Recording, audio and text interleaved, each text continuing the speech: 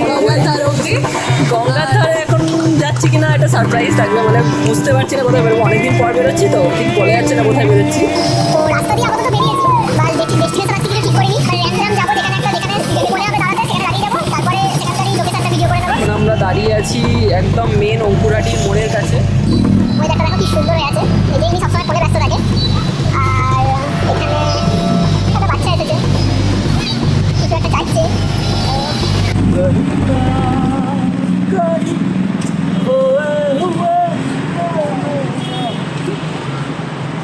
জানি না তোর গানটা শোনা যাচ্ছে কিনা, কিন্তু ভালো হচ্ছে।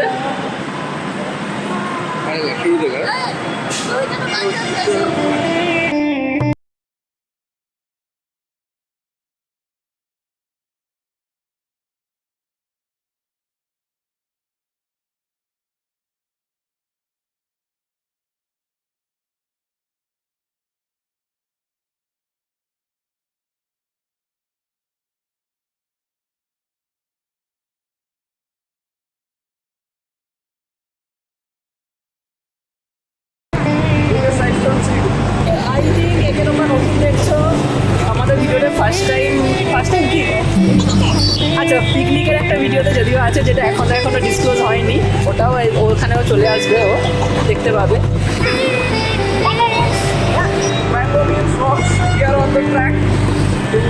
গঙ্গায় যাচ্ছি, আমরা যাচ্ছি গঙ্গায় ভাষণ দিতে। কাকে ভাষণ দিতে? বাপুকে? কাকে ভাষণ দেওয়া হবে সেটা গেলে বলে যাবে, ডিসাইড করা যাবে।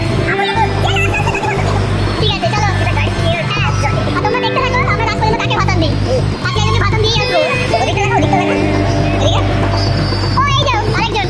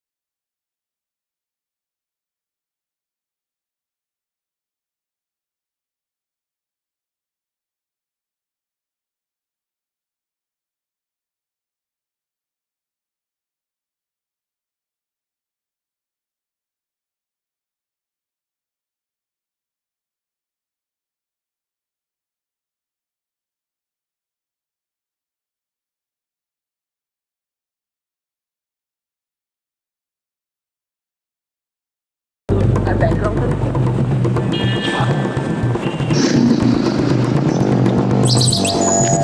আমাদের এই যে এই জায়গাটা দেখছো, এই জায়গাটা মানে ফার্নিচারের একদম বলো মানে হাট বলতে পারো, মানে চারিদিকে শুধু ফার্নিচার আর ফার্নিচার, যেদিকে তাকাবে শুধু ফার্নিচারের দোকান। দত্ত ফার্নিচার, মল্লিক ফার্নিচার, এই ফার্নিচার ওই ফার্নিচার, মানে পুরো ভর্তি এই জায়গাটা। মানে ফার্নিচারটার জন্য আইডিয়াল জায়গা এই জায়গাটা। সব ফার্নিচারই আছে, কাবুলি ফার্নিচার নেই। সব ফার্নিচারই আছে বলছে, শুধু কাকতি ফার্নিচার নেই। তোমরা কাকতি ফার্নিচার চাইলে এখানে একটা তুলে নিতে পারো দোকান।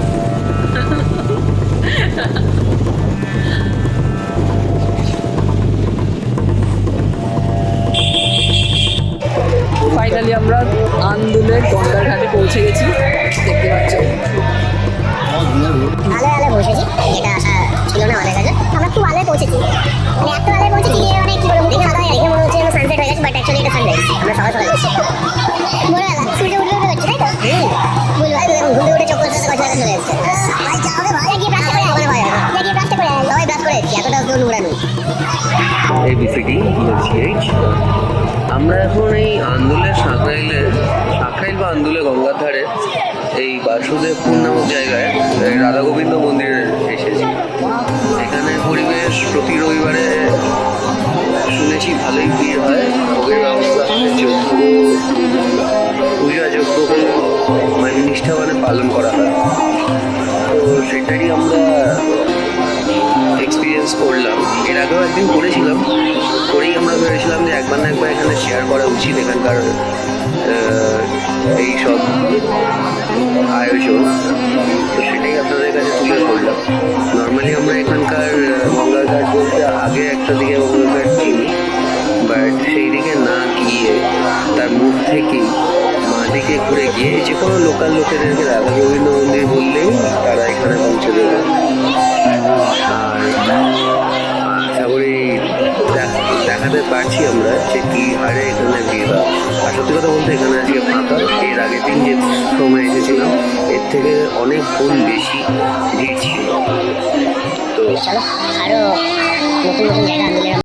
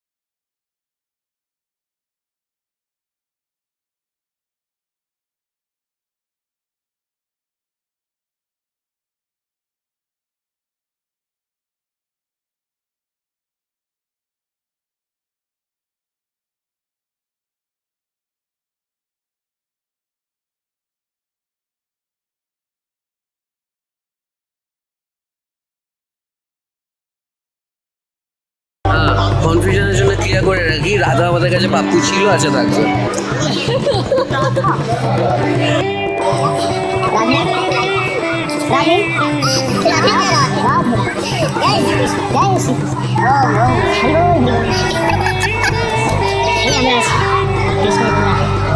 রাধে ওইদিকে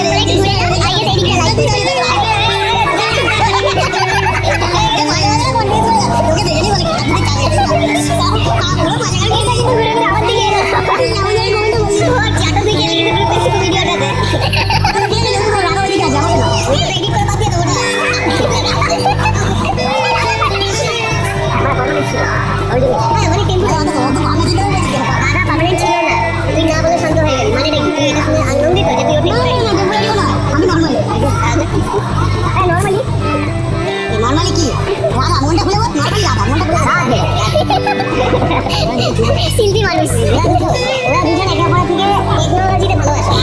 দুজন বলেছে আমার ব্যাপারে তোমার কাছে আসবে রিপ্লাই তখন তুমি দিবে কোয়েশ্চেন যাবে আনসার থাকবে।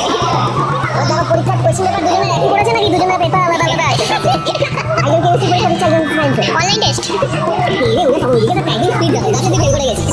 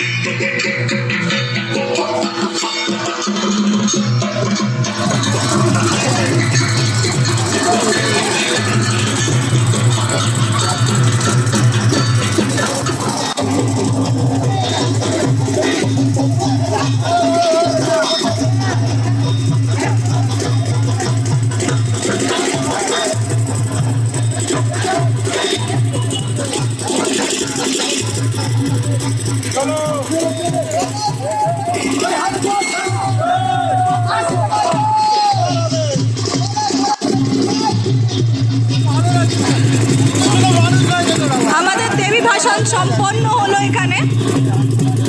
মা সরস্বতী ভাষণ গেছেন, আমরা অপেক্ষায় রইলাম আবার পরের বছর উনি আবার ফিরবেন, আমরা আবার এটাকে দেখতে আসবো।